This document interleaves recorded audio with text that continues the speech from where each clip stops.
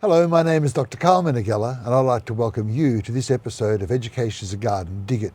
Today it's my very great honour to present Professor Mangaleshwaran from the University of Bovania and the Faculty of Business Studies. Good morning, Professor. How are you? Good morning, Prof. Hi. So we're going to be talking about research today. Yeah. But before we do, could we talk a little bit about you, maybe your educational journey, what your interests are, and what your field of expertise? I'm Professor Mangaleshwaran, Professor in Human Resource Management attached to University of Bovania, Department of HR and Management, Faculty of Business Studies, University of Bovania. I have as an academic since 1999, more than 27 years as a academic, and my area of specialization human resource management. I did first degree University of Bovania, then a master degree MBA from University of Peradeniya. Then I got Commonwealth Scholarship, did a PhD in University of Madras in my area of specialization human resource management. I have published more than 50 these publication, especially that journal publication, as well as more than 50 international conferences. Very impressive. I have presented paper, and I have supervised more than 100 undergraduate and master degree MBA about 25, and a PhD I supervised 10. At the same time, I am the foreign examiner for a PhD. As a foreign examiner, I have evaluated more than 40 foreign PhDs as a foreign examiner, and I worked in several administrative posts in university. I was head of the department for 3 years, then dean of the faculty. Then my university was a campus. Then at that time I was a rector of the campus for 6 years, and I was a founder vice chancellor of University of Bovania.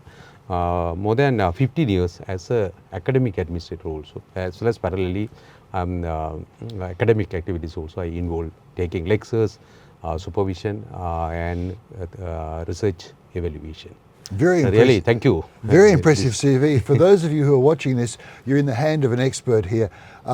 He mentioned a couple of things which I think are very important. One was scholarship, and to get a scholarship you've got to be an excellent student, but that's also your passport to be able to go to other places, because many universities all around the world offer scholarships. So this is one takeaway. Even before we start the topic, here's something you can think about in your future. For those of you who are already studying and maybe doing your masters, this could also be inspiration to your PhD. Professor Mangaleshwaran has published over 50 articles in journals, and this is another thing about academics. When publishing, they can help you get your professorship, your tenure with the university. So even before we start the topic of research, it just shows you the lifelong journey of education. It really is important that we are lifelong learners. Okay, so let's start with research. What is the research contribution to society and policy development? Yes, especially that research must contribute to the society and the policy development, especially the worldwide or in our country, Sri Lanka also. This contribution of the research contribution to the society in different manner, that is especially different ways. One is solve the social problem. Society have lot of problem that we can give a solution through the research. Then another one is improve the quality of life. Every individual person, quality of life we can improve through the research. Another important, promote innovation and the development. Innovation and development, without research we can't have innovation. Whichever countries or they are successful innovation day to day through the research, which country or the organization not involve this research, they can't have a innovation that need present day. Innovation is a very important innovation, as well as change management is important. That is why the research contribute to the innovation and the development. Yes. And especially enhance public awareness. There are problem in the public. Through Certainly. the research, Yeah. we can give a awareness to the public. Otherwise, public have talking different manner. Even nowadays, the media, also that electronic media and media freedom, everyone without research, based on one case, they are generalized. Yes. And they are put in the media. Then it's a issue that people have a problem, that lot of problem. Then through the research, we can tell what is a real thing, real Yes. fact. Then I think it is very important. Yeah, public awareness we can give through the research. Then people don't have any issues. And another important, support the sustainable development. There are a lot of projects failure because without a research, without a proper proposal, without study, without survey, they have initiated the project, then projects are failure. Then even research can helpful to the support to the sustainable development. It is a need for a country or the organization, need for a sustainable.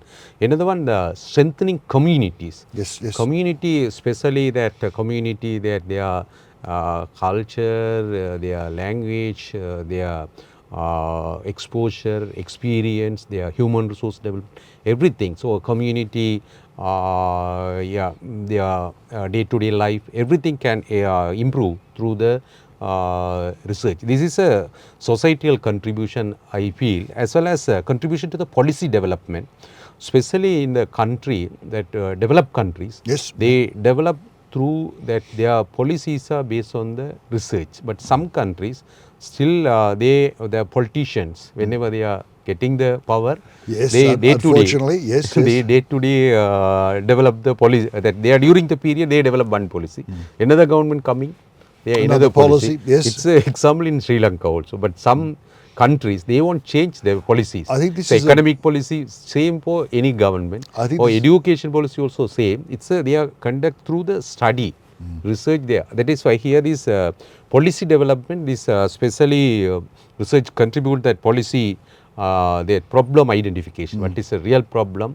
Then this policy formulation, what policy relevant to the particular sector, as well as this policy implementation. Implementation of the policy also we can guide properly. How can we implement successful? Otherwise we can implement, it won't be sustainable. Of course. Then policy evaluation, even evaluation also through the research. And risk reduction also through. That is why here this research contribute to the societal as well as policy development. Could we stop with policy for a second? So we have policy identification, Yeah, formulation, implementation. So you can see the cyclic here. So you have a formulation of a policy, Yeah. implementation of the policy.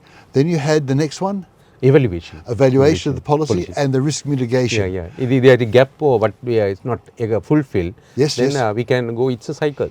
Yes, cycle. yeah, But in perfect. some countries, they haven't used the research for policy development, or their policy or 2-3 group of people person together develop the country policy. Yes. That is why some countries are suffering economy or education. They can't still developing country.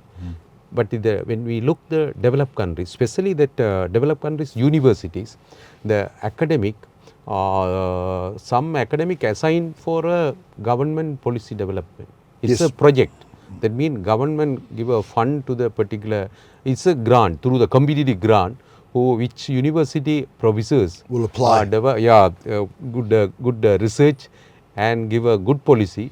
They are ready to give that particular grant for. That is why some countries, they want to success, that they have to have a good policy. That how can is possible through the research. That is why these mainly this research contribution to the society as well as for a policy development. It is a very important.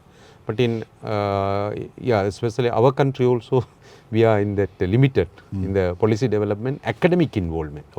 It's mean the university academic work with the government or the ministry that policy development. That they also government also consider this university academic. They can. So there's a marriage between the university and the government. There's a gap in Sri Lanka. University government is a gap. There's a big gap. I think that gap happens in many, many countries, not just Many Sri Lanka. countries. But developed countries, I have found that even the UK, Yes, yes. or that Canada, USA, there is a very no gap or very minimum gap. But in similar developing countries, I felt that maybe the one reason that big gap among the university as well as government. Sometimes that particular academic also work with the government. People are looking differently. Yes. They are thinking they are the supporters. They are no, academic are the independent. No politics. That is my opinion. I like that, and I think you've done a really good job of explaining how the research is not just an abstract concept. The research is grounded and hopefully has some benefit for the community, for society. So it's actually, I think, a very good example of how universities play their part in actually working with industry or working with government, working with special interest groups, and using that research where it's applicable. It's not just a book that goes on a shelf in a library, it's actually something which can be implemented. And as you said, we can have the implementation, the monitoring of it, the evaluation of it, and we can mitigate the risks. So we talk about the researchers for a second. What challenges do researchers face in making significant research contributions? Yeah, especially that they have faced a lot of challenges in most of the countries.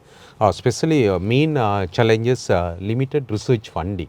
The research funding, because the research we need fund. Yes, yes, of course. Any research, laboratory research or the social science research or science related research, we need fund. But it is a fund limitation that researchers or academic can't involve depth and they can't give a good finding. Another issue in that limitation or the challenges faced by the researchers, especially inadequate research infrastructure, especially some research universities, research institution, they don't have laboratory facilities or that even advanced technology. Yes. That is another issue. I felt that time constraint.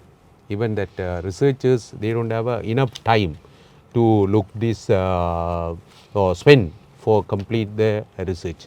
Another challenge, especially the researchers face ethical clearance. That ethical or that some ethical getting the ethical clearance is a challenge. Another challenge, mainly they face publication based on their research. When they want to publish, they are a long process. Yes, very long process. Publication for research, as well as even acceptance of the stakeholders. That particular research, whether their acceptance is a challenge for these researchers. They even publication challenge and ethical clearance challenge. Those are the big challenge for researchers face to continue or conduct the research for contribution. So summing up the challenges, then we have the funding, of course, so the money, time, access to infrastructure, then access for publication, and stakeholders. Yeah, I want to add one more. This difficult to access data, or in some countries that organization are not ready to allow the researchers conduct the research.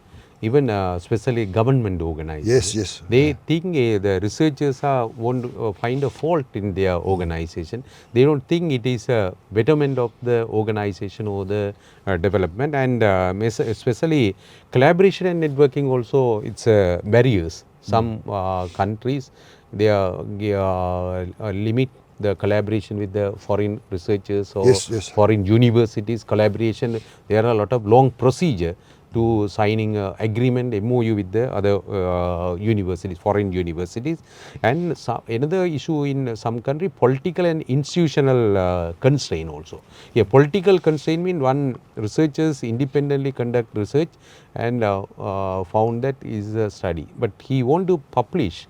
That some country, the government interfere and ask that withdraw that your findings. They don't want to publish. That is very bad. This political and institutional, they are not ready to support or they are not ready to this entertain that research finding. And another challenge is, I felt that rapid technological and knowledge changes. Present day, the technology is day-to-day change. Even some researchers or academic, they don't have opportunity to update their knowledge and their technology. Especially in developing countries, that would be developing a major country. issue. And societal and cultural challenge also. When we have research and new findings, the society are not ready to accept. Or the cultural also, culturally people also not ready to accept that. They are resistant to accept that particular research. These are the important challenges. Even as a academic or professor in Sri Lanka, in my research also I face some challenges out of this. Of course. So, okay, we have all these challenges for researchers. So those of you who are researchers, this will resonate with you. Those who are contemplating becoming researchers, you can see there's an opportunity here for your research to actually have meaning. But I think another thing is, are we applying research? Are we actually applying it in real organizational settings? Really, the research finding we have to apply that organize. That is one of the objective. Our research finding we have to give this organization. That is the intention. One type of research, especially in that some organization or that countries or some sectors. Yes. That varies that adapting that research findings, that some organizations, some countries and some sectors are not ready, the researchers are finding in their organization adapting. At the same time, some research findings are or the research are not fully accepted by the organization or the country or the sector because there are lack of awareness. Yes. One reason they are fully they are rejecting. They are not ready to accept this research going to adapt or incorporate. As you said before, there are lack of awareness. They don't. They sometimes that these civil administrator they are sometimes qualified. They don't have a research knowledge, understanding the importance of research. They are finding they are not lack of awareness. One reason. Second one, the limited practical relevance. Another side is a researcher side or academic side also. They conduct a study that findings are very limited practical relevance. It is not some researchers what you mentioned at preliminary that they are conduct the research for getting their promotion, publication, journal and conferences. They are not the research finding disseminate the knowledge. That is why limited practical relevance, not practically relevant to the context. Another one is what I already previously challenged, here also challenge, resistant to change, or the people are resistant to change, that whatever research finding adapting in the organization. Another important issue, when we can have findings but resources constraint, we can't that not applicable in our context or applicable in our organization. We don't have enough resources, and communication gap, that researchers what is research finding is not properly communicated. In our country, even research findings they are very limited, published in the newspaper or media only, mainly. What other country I went through, they are published any research, they publish immediately their media. Media mean newspaper, day-to-day newspaper or weekend newspaper, they publish what very abstract they publish. But in our country, it's a very minimum to or very limited to publication. That is why communication gap, it has not reached to the stakeholders. These are significant challenges. Yeah, significant challenge. In how are you, your experience also you accept, no? That Yes. And another one, contextual differences. Here sometimes some research findings suitable some places. We can't apply or implement that finding in another context. Yes. That is called contextual differences. Sometimes some feel that can't we implement their research finding in another context. We can't, because their research is, they conducted research for a particular area, region or the particular country. How can we expect that the research the context, context? Because the context different. That there are a lot of factors influencing context. Could we move on to research and interdisciplinary research? I think that's something which would be of very interest, is how interdisciplinary research can increase research contribution. Really, that in developing country or in Sri Lanka, our country also, people are not much interested in interdisciplinary research. Could you define interdisciplinary research for our audience? The interdisciplinary, even medical research. The medical research, the medical people have to do that particular research work with the social scientists. Even the engineering people, they are study, even government, some project, they have to work with the even particular research or the project proposal, sometimes more than one discipline people get together. So with your example of medical, for example, you could have medical do work with social sciences. Yeah, example even I know that my one of friend is leading eye consultant, Dr. Malaravan. He is conduct a lot of cataract surgery, cataract free Sri Lanka. He is working, but when I am discussing, I told, even he also told, after the cataract surgery, there are a lot of output. Okay. That means because of the cataract, they are dependent on others. They are not going job. Yes. After the cataract surgery, their outcome is they are mainly what they are doing after the cataract surgery. They are going back to their day-to-day activities, livelihood activities. But during the cataract, here it's a gap. These medical people work with the sociology. Sciences, yes. Yeah. Then I suggested better conduct the study on what is the effect or impact of the cataract surgery on their livelihood or their day-to-day life. What is the change that it's a outcome of the cataract surgery. It's a outcome in the social science. Yes, it's not yes. a medical. Yep. I like that. Yeah, that is I felt that important. Yes. Yeah. So do you think AI generated content should be treated as plagiarism or not? No, definitely we can't tell AI generated content is not automatically plagiarism, because that AI we can use for research, but we have to acknowledge, or we have to cite whatever we have. At the same time that we had to be careful handle even ethical. Ethics it's important, and we had to tell transparency. That especially we had to cite those whoever done. At the same time, AI we can AI can't help for a critical thinking or writing Very or findings. true. Very At the true. same time, this we can use AI for a grammatical check or improve the language. That way we can use the AI, but we can't tell we can't use AI. We can use AI, but in that first main point, I felt that we have to acknowledge. At the same time, that AI won't give that real finding. It's not a human. Yes, And critical thinking. And it can make mistakes. Yeah. Yeah. I think what you said, though, I think it's very important for our audience. Using AI as part of our research, using AI for grammatical, acknowledging when we've used AI, I think that's the fundamental that you're getting at, is the ethics. Yeah, yeah. Yeah, especially that you feel that whether here this replace human researchers in the future, that yeah. That was going to be my question. Will it replace human researchers? Yeah, especially that we can take it AI as a support, not it is a substitute.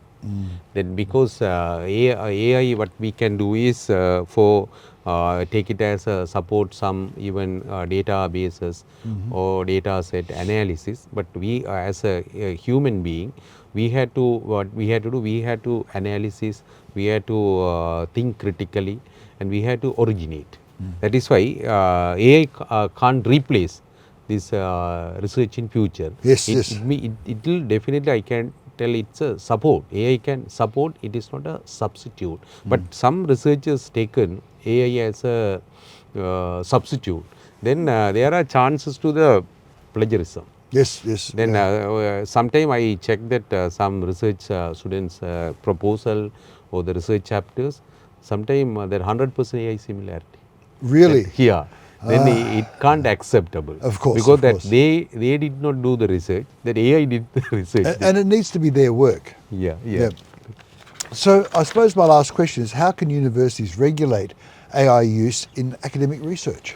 Yeah, especially university have to regularize, but in I don't think other country, in Sri Lanka, we are in that initial stage developing the policy and ethics to usage of AI. That I think my suggestion, each university, and they have started, each university started the policy development as well as maintain the ethical for AI usage. Especially, they have to establish AI use policies. How can we use the AI for research? Other one, disclosure of AI assistant. We have to tell in our research how we use the AI. What, Yes, yes. Yeah, what way we use the AI, what purpose we use the AI. We have to disclose that some even a research journal, they nowadays expect that authors Yes. have to indicate how they use the what purpose they use Which the goes back, disclose. which goes back to your comments about ethical use of AI. Ethical use. Yes, At the same time,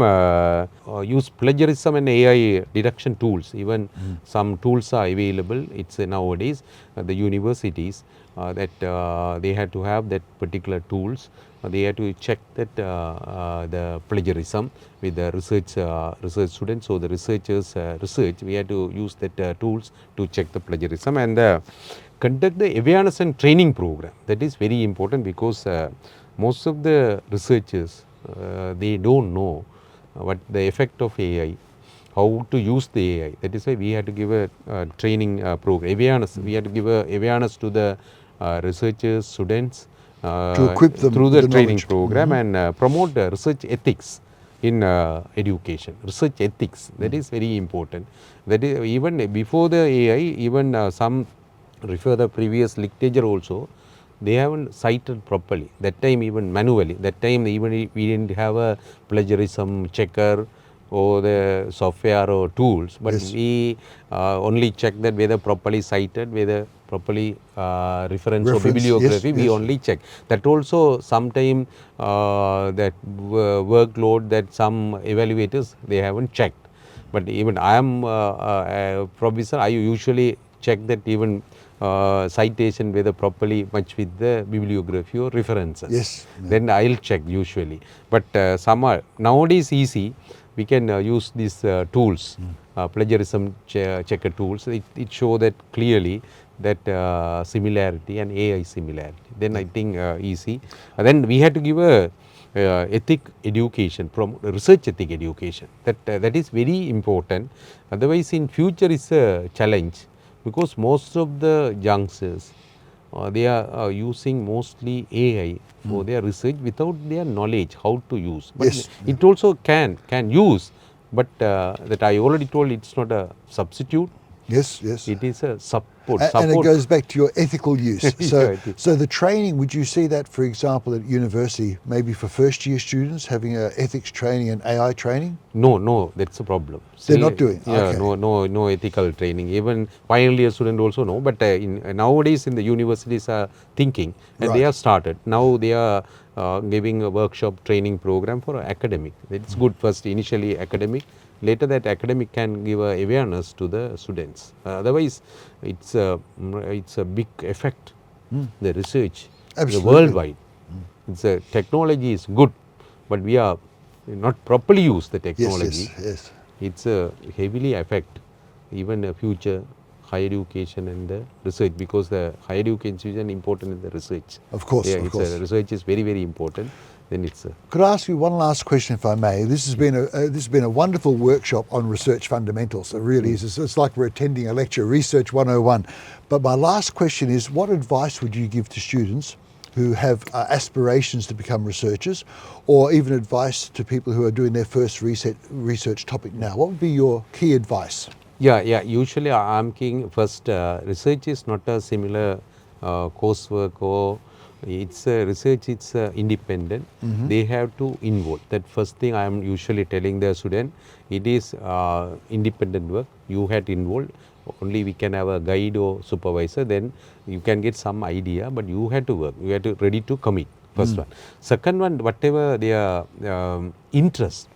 Even one area, human resource management, there are a lot of courses, subject. Yes. But I am usually telling which area you are very interested, keen, you have to select. Second So follow one. your passion. Yeah, passion. Then third one, you have to think whether they can get the approval or permission to conduct the study in the particular organization before you select topic.